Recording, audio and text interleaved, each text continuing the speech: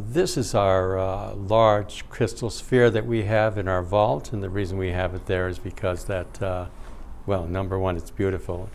Number two, it's a beautiful place to have it too. And people come in, and we use it for our information crystal and our intention crystal. And what we do is we leave intention crystals in here overnight, so that essentially they're cleansed. They don't have anybody else's EBGBs in them. I happen to carry one with myself all the time, usually too. I consider it my medicine. I carry it as a totem, a companion, a reminder to do something.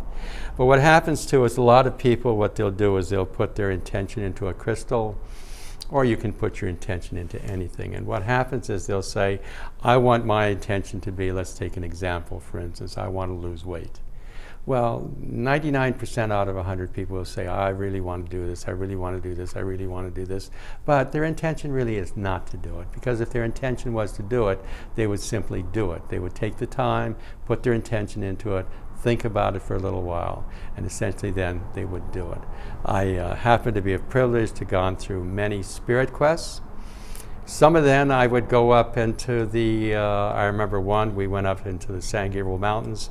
An area was called Chantry Flats, and sat overnight for a couple of days out in the wilderness, and didn't drink water for a little bit, and I came back 2 days later and I was the same jerk that I always was, because my intention was not that strong, a powerful thing. Years later, I went through a spirit quest with a very dear friend. We all called him Grandfather. And he said that if you go to the gym and you walk out that very day or in a week or a month or whatever, you're not going to walk out and look like a real muscular person. It takes a long time to build up your spirit, and it takes a long time to build up your muscles too. And you must build on it every single day. The spirit quest that I went through was 6 months long.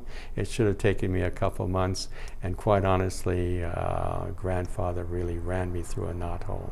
And after that, it changed my life. It made my spirit strong and made me see things a little bit better. And to this day, I'm thankful. Although he went on what we call a walkabout, or he kind of just disappeared and one day, and his spirit still walks with us every single day. And if your intention is to do something, you can't just say, this is my intention, and just sit down and say, I'm going to sit down, I'm going to have a big meal, and everything's going to be just fine. It isn't, because if your intention is to lose weight, or to be free of anxiety or frustration or stress or anything like that, you have to put something into it. You have to figure, this is going to be my lifestyle. I am going to choose to put my intention into it. And when they wheel out all those donuts and coffee and every cakes for you to eat them, you have to have the strong spirit to say, doggone it, I'm not going to do it, because my intention is to stay strong and to stay lean as I can be. And I wanted to say another thing too. A lot of people want to be skinny, skinny, skinny. Well, I notice skinny people, when they get older, become very, very wrinkled. It seems you have to have a little bit of fat on you too.